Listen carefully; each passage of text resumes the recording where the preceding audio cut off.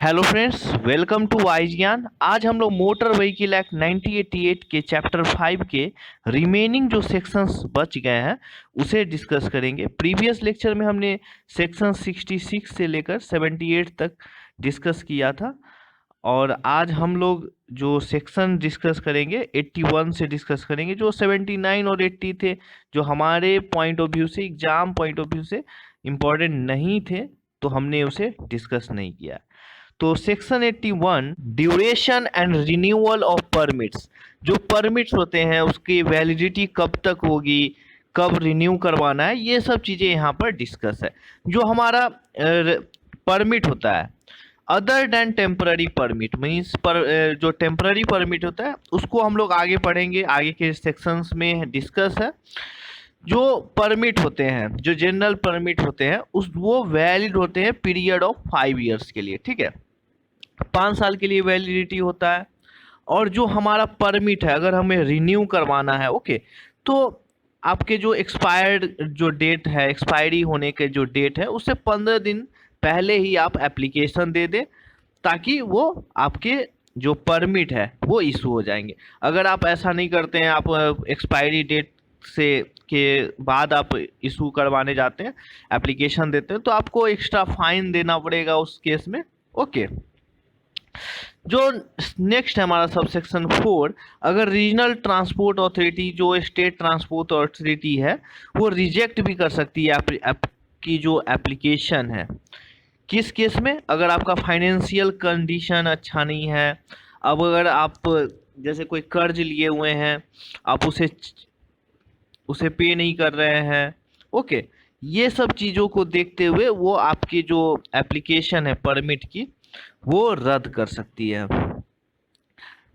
अगर आप ये भी अगर केस हो सकता है कि अगर आप व्हीकल को चलाते हैं without payment of tax due on such vehicle, means कि जो व्हीकल है उसका आप पेमेंट नहीं किए हैं, टैक्स नहीं पे किए हैं, और आप प्लेइंग एनी व्हीकल कर रहे हैं, मतलब आप वाहन को चला रहे हैं विदाउट, इस केस में मीन्स पेमेंट ऑफ टैक्स, तो इस केस में भी वो आपके जो परमिट है उसको इशू नहीं करेगी, ओके। मेकिंग अनऑथराइज ट्रिप्स है। ट्रिप्स के बारे में हम लोगों ने जो प्रीवियस लेक्चर थे चैप्टर 5 में ही, तो हम लोगों ने डिस्कस किया था ट्रिप्स के बारे में। तो अनऑथराइज अगर आप ट्रिप्स करते हैं तो उस केस में भी आपके परमिट को इशू नहीं किया जा सकता है, okay. Section 82 transfer of permit, permit के ट्रांसफर के बारे में यहाँ पे बात कही गई है। जो परमिट होता है shall not be transferable, means कि परमिट को ट्रांसफर नहीं किया जा सकता है 1%, मतलब कि हमने परमिट लिया अपने नाम से और ऐसा नहीं कि हम किसी और को इसको ट्रांसफर कर दें, ओके। अगर ऐसा हो सकता है except with the permission of the transport authority which granted the permit, ऐसा तभी संभव है जब परमिशन मिलता है ट्रांसपोर्ट अथॉरिटी के द्वारा, जो भी ग्रांट किया है परमिट को, परमिट जो इशू किए हैं, अगर वो परमिशन देते हैं तो ही उस केस में ही ट्रांसफर हो सकता है। ऐसे परमिट ट्रांसफरेबल नहीं होते हैं, ओके। किस किस केस में? सबसेक्शन 2 में जो लिखा हुआ है कि परमिट जो होल्डर है वो अगर मर जाता है तो उसका जो सक्सीडिंग है, मीन्स उसका जो उसके फैमिली मेंबर है, उत्तराधिकारी है उसके, वो परमिट को यूज कर सकते हैं with in the for a period of 3 months, means कि अगर उसकी वैलिडिटी 2 साल भी बचा हुआ है तो अगर उसको ये जो परमिट है उसको आप यूज कर सकता है 3 मंथ के लिए ही, ओके। लेकिन उसके लिए जो ट्रांसपोर्ट अथॉरिटी है उसको बताना होगा, उसके जैसे उसके डेथ के 30 दिनों के अंदर उसको इंटीमेट करना होगा, ये सूचना देना होगा अथॉरिटी को कि इनके परमिट के ये इनका डेथ हो गया और इनके एवज में हम इनका ये परमिट यूज करना चाहते हैं। तो वो जो परमिट होल्डर थे उनको ट्रांसफ़र कर दिया जाएगा उस परमिट को, उसके सक्सीडिंग को, ओके, 3 मंथ के लिए, ओके। ये सब चीज़ें हैं।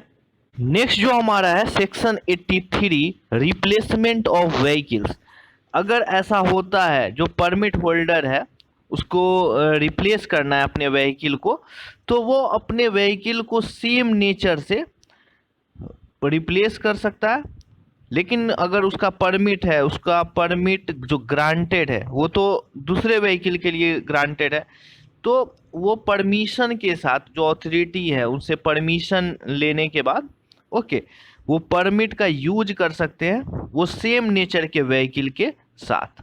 Okay, section 84 general condition attaching to all permits. जो परमिट होते हैं उसमें क्या क्या चीज़ें और अटैच करना होता है, क्या क्या चीज़ें साथ में रहना है, ये जनरल कंडीशन यहाँ पर डिस्कस है। जो सेक्शन 56 में हम लोगों ने पढ़ा था वैलिड सर्टिफिकेट ऑफ फिटनेस, तो जो भी परमिट होल्डर है उनको वैलिड सर्टिफिकेट ऑफ फिटनेस भी होना चाहिए उनके पास। और जो स्पीड है, स्पीड के रिगार्डिंग बातें कही गई है कि अगर 40 के स्पीड में चलाना है तो उनको वो चीज़ें फॉलो करना है। ओके, जो प्रोविजन है limiting hours of work of drivers, जो हम लोग नेक्स्ट पढ़ेंगे सेक्शन में मोटर ट्रांसपोर्ट वर्कर्स एक्ट 1961 है। Okay, motor transport workers act है, वहाँ पे मेंशन है कि कितने घंटे का वर्क होना चाहिए ड्राइवर का। ऐसा नहीं कि आप 10-10 घंटे 20-20 घंटे आप व्हीकल को चला रहे हैं, तो इससे एक्सीडेंट तो अपना तो हानि होगा ही, दूसरे का भी, रोड का भी एक्सीडेंट होगा, रोड को में भी प्रॉब्लम होगा, दूसरे लोगों को भी प्रॉब्लम होगा। तो एक फिक्स किया गया है मोटर ट्रांसपोर्ट वर्कर्स एक्ट 1961 के जरिए कि वर्क जो ड्राइवर का वर्क है वो डिफाइन किया गया है कि हाँ इतने घंटों तक आप काम करिए एक दिन में। ओके, और जो ड्राइवर हैं, जो ऑपरेटर हैं व्हीकल के, उसके बारे में बिलो द विंडो लाइन, जो दोनों तरफ ओके व्हीकल के दोनों से, vehicle on both side, colour से उसको बोल्ड लेटर में उसके बारे में नेम और एड्रेस लिखना है। ओके, ये बातें यहाँ पर कही गई है। नेक्स्ट जो हमारा है section 85 general form of permits. तो जो भी परमिट में जो भी चीज़ प्रिस्क्राइब्ड होते हैं, जो भी पार्टिकुलर्स उनको देना होता है, जो भी ब्यौरा उन्हें देना होता है, वो सब चीज़ें अटैच करना होता है, ये बातें यहाँ पर कही गई है। Section 86 cancellation and suspension of permit. जो परमिट है उसको कैंसल या सस्पेंड कर सकती है अथॉरिटी, कब करेगी ये बातें यहाँ पर लिखी गई है। जो on the breach of any condition specified in section 84, जो जनरल कंडीशन थे हम लोगों ने सेक्शन 84 में पढ़े थे, अगर उसको भंग करते हैं, उसको फॉलो नहीं करते हैं, तो उस केस में भी उसके परमिट को कैंसल या सस्पेंड किया जा सकता है।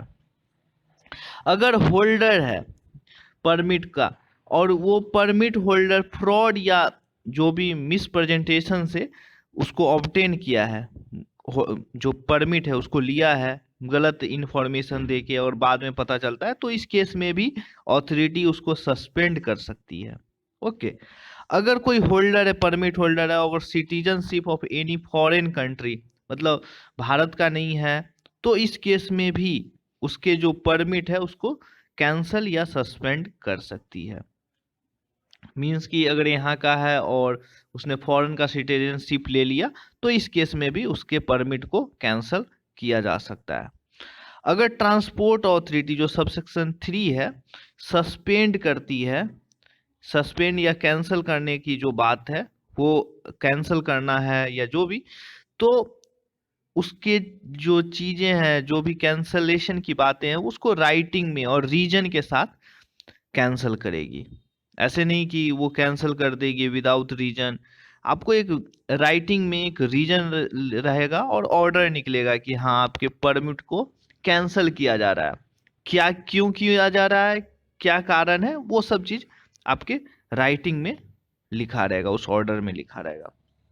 और जो 5th नंबर सब सेक्शन है कि जो ट्रांसपोर्ट अथॉरिटी अगर इस तरह से सस्पेंड या कैंसल की जो बातें हैं, तो अगर होल्डर जो परमिट होल्डर है वो सर्टेन अमाउंट है जो फिक्स किया जाएगा स्टेट गवर्नमेंट के द्वारा, अगर वो पे करने के लिए राजी है कि हाँ हम इसके लिए फाइन देना होगा, जो और फाइन देने के लिए वो रेडी है, तो इंस्टीड ऑफ कैंसल के जगह वो परमिट को कैंसिल नहीं करेगी और उसके से जो भी पैसे हैं जो भी रिकवर करने के बाद उनके परमिट को इशू कर सकती है। ओके, सेक्शन 87 टेम्पररी परमिट्स, तो हम लोगों ने परमिट्स के जो जनरल परमिट्स होते हैं उसकी वैलिडिटी 5 ईयर्स होती है, और यहाँ पे टेम्पररी परमिट्स की बात कही गई है। तो टेम्पररी जो परमिट होगा, not in any case exceeded 4 month, means किसी भी केस में 4 मंथ से ज़्यादा टेम्पररी परमिट का वैलिडिटी नहीं होगा। ओके, तो मतलब कि अगर आपसे पूछा जाएगा कि वैलिडिटी ऑफ टेम्पररी परमिट, तो 4 मंथ। ओके, और ये जो टेम्पररी परमिट है वो क्यों इशू किया जाता है? कोई भी सीजनल बिजनेसेस है, मतलब कोई ऐसा भी कोई बिजनेस होता है जो कि कुछ सीजन में ही चलते हैं। ओके, तो उस सीजन के लिए वो फिर परमिट 5 साल के लिए तो नहीं बनवाएंगे, तो उस केस में वो लोग टेम्पररी परमिट बनवाते हैं। ओके, सीजनल बिजनेस है, कोई जैसे ठंड गर्मी में वो काम होत करता है, फिर बाद में तो उस केसेस में वो सीजनल टेम्पररी परमिट को इशू करवा लेता है। ओके, सी है to meet a particular temporary needed, means कोई उसे टेम्पररी जरूरत है परमिट्स की, तो उस केस में भी टेम्पररी परमिट्स इशू किया जाता है। अगर कोई किसी ने टेम्पररी परमिट के लिए आवेदन दिया है और उसको परमिट मतलब कि पेंडिंग है कुछ डिसीजन के कारण, या अथॉरिटी कुछ उसमें वेरीफाई कर रही है, तो उस केसेस में भी अथॉरिटी टेम्पररी परमिट को इशू कर सकती है। Okay, pending decision on application for the renewal of A permit. Okay, section 88 validation of permits for use outside region in which granted. तो जो भी परमिट है, जो परमिट की वैलिडिटी कहाँ होगा, कहाँ कहाँ वैलिड होगा, ये चीज़ें यहाँ पर कही गई है। जो सबसेक्शन 1 है, इसमें बात कही गई है कि जो परमिट है अगर जिस जुडिक्शन एरिया से आपने इशू करवाया, उस जुडिक्शन एरिया के अलावा अगर आप दूसरे जुडिक्शन एरिया में जाते हैं तो वो वैलिड नहीं होगा। ओके, और उसके लिए आपको अगर आप उस व्हीकल को अगर दूसरे जुडिक्शन एरिया में आप चलाते हैं, यूज करते हैं, तो आपको काउंटर साइन होना चाहिए उस ऑथराइज्ड जुडिक्शन एरिया में, जो भी रीजनल ट्रांसपोर्ट अथॉरिटी है, डीटीओ है, वहां से। ओके, अगर आप अदर स्टेट में भी आप उस व्हीकल को यूज करना चाहते हैं तो आपको काउंटर सिग्नेचर होना चाहिए by the state transport authority के द्वारा। ओके, मीन्स कि अगर आप जैसे अगर आपने जैसे किसी जुडिक्शन एरिया से आपने इशू करवाया, अगर आप यहाँ से दूसरे जुडिक्शन एरिया में अगर विद इन द स्टेट, उसी स्टेट के अंदर भी यूज करते हैं, तो आपको काउंटर सिग्नेचर करवाना होगा उस आरटीओ से। ओके, जैसे एक एग्जांपल से समझते हैं, आप पटना से आरा के लिए बस चलता है मान लेते हैं, तो पटना से आरा के बीच में जो भी जुडिक्शन एरिया आता है, ओके, तो अगर आपने पटना से बनवाया है परमिट और आप पटना से आरा जा रहे हैं, तो पटना से आरा के बीच में जितने भी जुडिक्शन एरिया आते हैं, उस सारे जुडिक्शन एरिया के जो भी अथॉरिटी है उनसे आपको परमिट में काउंटर सिग्नेचर करवाना होता है। अगर आप अदर स्टेट के लिए आपका ट्रांसपोर्टेशन होता है, तो उस केसेस में आपको वहाँ के जो स्टेट ट्रांसपोर्ट अथॉरिटी हैं, स्टेट ट्रांसपोर्ट अथॉरिटी या जो भी अथॉरिटी है वहाँ के कंसर्न अथॉरिटी, उससे आपको काउंटर सिग्नेचर करवाना होगा। प्रोवाइडेड अगर आप गुड्स कैरेज का यूज करते हैं, मीन्स आप माल को ढोने का काम करते हैं, मतलब सामान जो होते हैं गुड्स होते हैं उसको आप ढोने का काम करते हैं, तो इस केसेस में आपको काउंटर सिग्नेचर की जरूरत नहीं है। ओके, अगर आप सेम स्टेट में आप एक जिले से दूसरे जिले या जिस जुडिक्शन एरिया से बनवाए हैं उसके अलावा भी अगर आप गुड्स को कैरी करते हैं, तो आपको काउंटर सिग्नेचर की जरूरत नहीं है। अगर एक कंडीशन और लिखा हुआ है कि अगर आप जैसे रूट है, आपका कोई भी रूट है with in the same state है, स्टार्टिंग और टर्मिनल पॉइंट मीन्स एक ही जुडिक्शन में है, लेकिन ऐसा भी होता है कि आपका जो व्हीकल है वो दूसरे जुडिक्शन एरिया में भी जाता है, मीन्स कि कोई मान लेते हैं कि इस जुडिक्शन एरिया से आपने परमिट को इशू करवाया और आप यहाँ से चल के आप यहाँ पे आते हैं। ओके, तो इस केसेस में अगर ये जो व्हीकल का जो रूट है, जो आपका रूट है, उस रूट से आपके जो ट्रिप का जो रूट है उसमें अगर 16 किलोमीटर से कम का डिस्टेंस है किसी दूसरे जुडिक्शन एरिया में, तो उस केसेस में भी आपको काउंटर सिग्नेचर की जरूरत नहीं होता है। Okay, does not exceed 16 kilometre. Okay, sub section 9, इसमें सेंट्रल गवर्नमेंट जो है टूरिज्म को अगर प्रमोट करती है तो उस केस में जो परमिट इशू होगा वो वैलिड होगा for the whole of India. Okay, पूरे इंडिया में वैलिडिटी होगा उसकी परमिट की, और नहीं तो कम से कम वो 3 स्टेट में वैलिडिटी तो होगा ही। Okay, the following shall be condition of every permit grant okay under subsection 9 namely, means कि जो भी परमिट जो इशू होंगे उसमें क्या क्या चीज़ें आपको फॉलो करना है, कंडीशन क्या क्या होंगे, जो भी सीटिंग कैपेसिटी क्या होंगी, स्टैंडर्ड कंफर्ट जो भी होता है, ओके, वो चीज़ें आपको मेंटेन करना है। ओके, और जो मोटर व्हीकल में जो भी person having such qualification and satisfying the such condition as may be specified by central government, जो सेंट्रल गवर्नमेंट स्पेसिफाइड की हुई है कंडीशन, जो भी ड्राइवर है उसके जो मिनिमम क्वालिफिकेशन है, ये सब चीज़ें को देखेगी। ये किसके लिए है? ये सारे चीज़ें, ये जो पॉइंट्स है, ये जो whole of India tourist vehicle है, टूरिस्ट परमिट के लिए ये सब चीज़ें आपको मेंटेन करना होगा। जो भी कंडीशन है प्रिस्क्राइब्ड सेंट्रल गवर्नमेंट के द्वारा, ये सब चीज़ें को आपको फॉलो करना होगा। सब सेक्शन 12, जो सेंट्रल गवर्नमेंट है वो इनकरेज करेगी लॉन्ग डिस्टेंस के लिए, इंटर स्टेट मतलब एक स्टेट से दूसरे स्टेट के ट्रांसपोर्टेशन के लिए, तो इस केस में वो ग्रांट कर सकती है नेशनल परमिट को गुड्स कैरेज के लिए। ओके, गुड्स मतलब एक स्टेट से दूसरे स्टेट में ट्रांसपोर्टेशन के लिए वो नेशनल परमिट को इशू कर सकती है। तो नेशनल परमिट के बारे में यहाँ पे डिस्कस किया गया है कि जो भी ग्रांट करेगी एप्रोप्रिएट अथॉरिटी करेगी। ओके, और वो इसकी जो वैलिडिटी होगी वो थ्रू आउट द इंडिया में वैलिड होगा, या ऐसा भी हो सकता है कि वो नॉट जो वैलिडिटी होगा वो कम से कम 4 स्टेट में वैलिड होगा, including the state in which the permit is issued. Okay, 4 state में वैलिडिटी होगा उस परमिट का, नेशनल परमिट का। ओके, जो टूरिस्ट व्हीकल होंगे उसके 3 स्टेट में कम से कम वैलिडिटी होगा, जो नेशनल परमिट जो गुड्स कैरेज के लिए होते हैं उसके 4 स्टेट में वैलिडिटी होते हैं। ये चीज़ें आपको ध्यान में रखना है। Okay, section 91, restriction of hours of work of drivers. Okay, तो ड्राइवर्स के कितने घंटे काम होगा उसके रिस्ट्रिक्शन है, मतलब कोई भी ह्यूमन बीइंग 24 घंटे काम नहीं कर सकता है। अगर ऐसा कोई ड्राइवर करता है, ऐसा गाड़ी चलाते चलाते उसे नींद आ गया, तो वो गाड़ी में वो अपना तो नुकसान करेगा ही, साथ ही दूसरे लोगों को भी नुकसान होगा।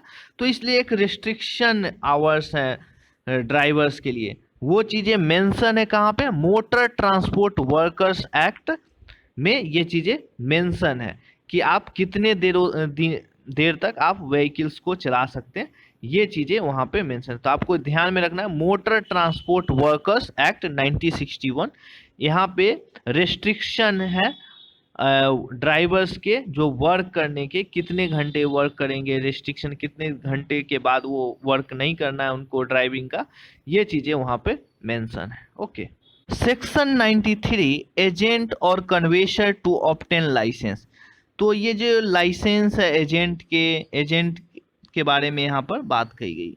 तो जो भी एजेंट है या कन्वेशर है वो स्टेट गवर्नमेंट के द्वारा जो भी प्रिस्क्राइब्ड कंडीशंस है। ओके, तो हम लोगों ने जब बिहार मोटर व्हीकल्स रूल्स पढ़ रहे थे तो वहाँ पे डिस्कस किए थे एजेंट के बारे में, उसके लाइसेंस के बारे में। तो वहाँ पे हम लोगों ने बिहार के लिए, हर स्टेट अपना प्रिस्क्राइब करती है, तो वहाँ पे 20 साल होना चाहिए एजेंट के लिए। ओके, मिनिमम एज क्राइटेरिया 20 साल होता है। ओके, बिहार के लिए हम बात कर रहे हैं। तो स्टेट गवर्नमेंट जो भी प्रिस्क्राइब किया हुआ है, अगर किसी ने ऑब्टेन नहीं किया हुआ है लाइसेंस, तो वो इंगेज नहीं हो सकता है टिकट बेचने के लिए। ओके, या कोई भी चीज जो भी कलेक्ट करता है, फॉरवर्ड करता है या डिस्ट्रीब्यूट करता है गुड्स को, तो उस चीजों में वो नहीं शामिल हो सकता है, एजेंट का काम नहीं करेगा। ओके, सबसेक्शन 2 में कुछ कंडीशन और रेफर किए गए हैं। क्या क्या किए गए हैं? जैसे the period for which a licence may be granted और रिन्यूड, तो वो कितने दिनों के लिए लाइसेंस को ग्रांट किया जाएगा या रिन्यू किया जाएगा, ये चीज़ें वहाँ पे मेंशन कंडीशंस हो सकती है। फी पेबल के बारे में बात कही गई है। जो एजेंट है वो सामान को कलेक्ट करता है, फॉरवर्ड करता है या डिस्ट्रीब्यूट करता है, ये या तीनों काम करता है, तो उस केस में एजेंट का जो सम है नॉट एक्सीडिंग ₹50,000। ओके, 50,000 से ज़्यादा वो डिपॉजिट ऑफ सिक्योरिटी मनी जो होता है वो 50,000 से एक्सीड नहीं करना चाहिए। अगर वो टिकट का काम करता है, टिकट देता है, तो उस केसेस में नॉट एक्सीडिंग ₹5,000, 5,000 से ज़्यादा सिक्योरिटी मनी नहीं लेना है उससे। ओके, तो ये सब कंडीशंस को फॉलो करना होता है एजेंट को। ओके, जो भी कंडीशन है प्रिस्क्राइब्ड किया गया है स्टेट गवर्नमेंट के द्वारा, तो एजेंट को वो ये सब चीज़ें फॉलो करना होता है। ओके, ये बातें यहाँ पर कही गई। नेक्स्ट जो हमारा है section 95, power of state government to make rules as to stage carriage and contract carriage. तो stage carriage and contract carriage के बारे में आपको पता है। तो स्टेट गवर्नमेंट के पास पावर है इस स्टेज कैरेज और कॉन्ट्रैक्ट कैरेज के लिए रूल्स बनाने के लिए। क्या क्या रूल्स बना सकती है? जैसे अगर उसे लगता है कि कोई भी ड्राइवर या कंडक्टर या इवन पैसेंजर्स अगर वो कंट्रवेनिंग करती है, मीन्स रूल्स का उल्लंघन करती है, तो इस केसेस में वो उसे रिमूव करवा सकती है व्हीकल से उसे हटा सकती है। ओके, ये चीज़ें कर सकती है। अगर पैसेंजर्स भी अगर रूल्स को फॉलो नहीं कर रही है, तो या ड्राइवर या कंडक्टर, तो इस केसेस में भी वो ये सब चीज़ें इस पे रूल्स बना सकती है। Require the surrender by the holder the expiry of period for which it is issued of a ticket issued to him. Means कि अगर होल्डर जो भी टिकट इशू किया गया है और उसका एक्सपायरी हो जाता है टिकट का, तो उसको सरेंडर करना है, उसको रिटर्न कर देना है टिकट को। ये सब चीज़ें पे रूल्स बना सकती है। या मेंटेन करना है कंप्लेन बुक्स को, किस तरह से मेंटेन करना है, स्टेज कैरेज या कॉन्ट्रैक्ट कैरेज है, तो ये सब चीज़ों पे भी रूल्स स्टेट गवर्नमेंट बनाएगी। Section 96, power of state government to make rules for the purpose of this chapter. Means कि ये जो चैप्टर है, ओके, परमिट के बारे में, तो इस पे भी स्टेट गवर्नमेंट कुछ चीज़ों पे रूल्स बना सकती है। उसके पास पावर है क्या क्या चीज़ों पे, कि जो फॉर्म्स, क्या कौन से फॉर्म को यूज करके आप इस परमिट को ले सकते हैं, ये चीज़ों पे रूल्स स्टेट गवर्नमेंट बनाएगी। जो भी आपका परमिट है लॉस्ट हो गया या डिस्ट्रॉयड हो गया, तो उसको इशू करेगी, किस तरह से उसके क्या रूल्स होंगे परमिट इशू करने के, रिन्यू करने के, तो ये सब चीज़ों पे रूल्स स्टेट गवर्नमेंट बनाएगी। जो फी पे करना है एप्लीकेशन फॉर परमिट के लिए या डुप्लीकेट परमिट प्लेट्स के लिए, तो इस केसेस में भी स्टेट गवर्नमेंट रूल्स बनाएगी। ओके, जो कंडीशन है, जो अदर स्टेट के अगर व्हीकल है, अगर वो आ रहे हैं, तो उसे काउंटर सिग्नेचर की ज़रूरत है या नहीं है, तो ये सब चीज़ों पे स्टेट गवर्नमेंट डिसीजन ले सकती है कि हाँ, आप मेरे स्टेट में विदाउट काउंटर सिग्नेचर आ सकते हैं। ये सब चीज़ों पे स्टेट गवर्नमेंट डिसीजन ले सकती है। ओके, ये सब चीज़ों पे रूल्स बना सकती है। तो ये थे आज जो हम लोगों ने सारे चैप्टर 5 के जो भी सेक्शन थे हमने डिस्कस किया। नेक्स्ट लेक्चर में हमें इस पे क्वेश्चन करेंगे। Thanks for watching.